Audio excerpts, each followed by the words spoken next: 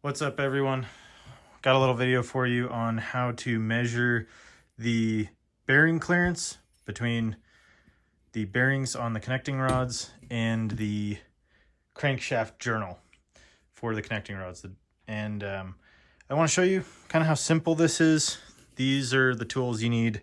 Like I've said in other videos, you don't have to go crazy. Dial bore gauges are not crazy expensive. If you get one that does mine does 10 thousandths of an inch, but if you get one that does half thous, so 5/10,000ths of an inch, they're like around $100. And if you just want to make sure everything's right, no big deal there.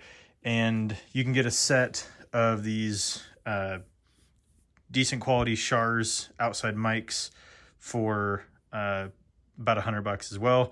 If you buy them individually, I mean, you could get one for like $30.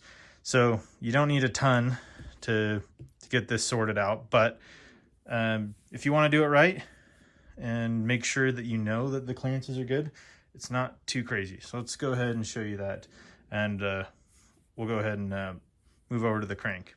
Okay, we're over at the crank, and we're going to measure number 6 rod journal.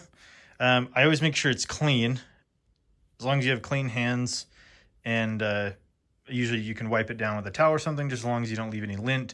But just make sure there aren't any debris, hair, or something that would get in between the outside mic and the journal, and that'll affect your measurements. But these guys are pretty simple to use. You just have to make sure you get the one that has the range for the size you're trying to measure.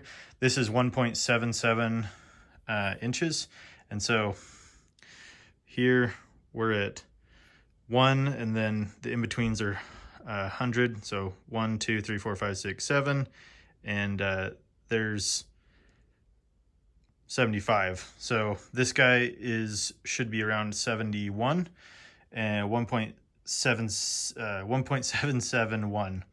And anyway, what I was going to show you too is it doesn't necessarily matter, as long as this is in specification. It doesn't matter too much what this measurement is, as long as you take the measurement and lock it down, because that's how we're going to do a comparison between this size and the size of the crankshaft, or sorry, of the connecting rod bearing.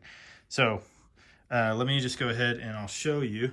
I'll try to not get in the way, but it takes a little bit of practice. You also want to make sure these are loose, and don't try to put them on when they're somewhat tight, because the carbide tips can damage. But basically you're just trying to find like a neutral point, and you can tighten this guy down. This is like kind of the finger tight. I have found that this isn't quite enough, so I just come in, kind of get a feel for it. Once I'm satisfied where it's on a flat spot, I can go ahead and just hit the lock button, and then gently just pull back, and you'll pop it off. But if you push the lock, you're all locked down, and we're ready to go over and make the comparison. All right, so let me show you what we're trying to accomplish here. We're trying to take the dial bore gauge and set it up in here, and we're going to zero out the gauge. We'll turn the gauge to 0 once we get it centered in here. It's a little bit tricky. You pretty much just have to get it in, and then just maneuver it around until you keep getting a consistent low spot. So you'll see the gauge kind of lower out. I'll move the camera and show you here how that works in a second, but it does take a little bit of time. If you haven't done it before, it does take a little bit of time. Don't be frustrated. You know, even when I first start doing an engine, it takes me a couple of them to get really dialed in. So it's just, if you don't do it every day for a living, it can be that way. So let's go ahead and we'll set that up. I'll show you how that works. Okay, we'll try to get it with this camera angle, and hopefully this gets the point across. But you're not setting the dial bore gauge to any set diameter. You're just referencing 0 off of the journal that you just measured. So set this guy in, and it takes a little bit of finessing. Let me see if we can get it here. So you're going to go in and you're going to zero this guy out.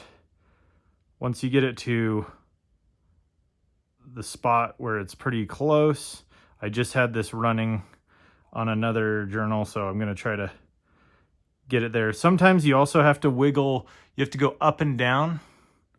So sometimes you have to go up and down and then left to right. Looks like we're about 2/10 short, so bring it up. Like I said, this is just, it takes a little bit of time to get the feel right. All right, and we're like just a little high now. I can actually do this pretty well with my hand when I'm not working the camera and doing everything. There we go. Okay, we're zeroed out basically. So I don't know if you could see that, but we got this line lined up. We just align it with 0. So that basically is a reference to the journal. And now we take the connecting rod, make sure that it's torqued down. So this is 55 foot-pounds on both of these. The call out is for 45 foot-pounds, but to get the proper bolt stretch, to get the 6.5 thou, I had to go 55. So just letting you know that. And we're gonna measure from the top to the bottom, because these are egg-shaped. They're actually wider on the sides. So we're going top to bottom. We set this guy in gently. And you can see, you just wiggle it back and forth till you get a good reading. Let me zoom in for you. And you'll see we're about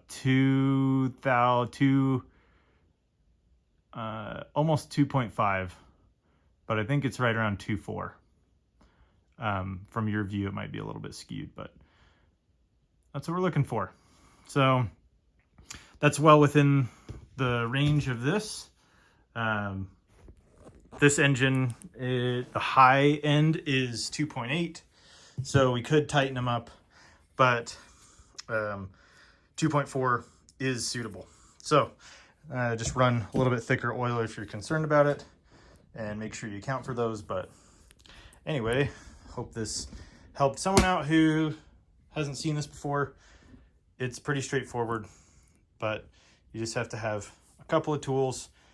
Nothing too crazy. Honestly, if you're gonna, invest in this, you can even get an inside mic. They're a little bit more difficult. They're a little less expensive. But anyway, just hope this helps someone out that's looking how to do this. It's pretty easy, and you just do that for all 6.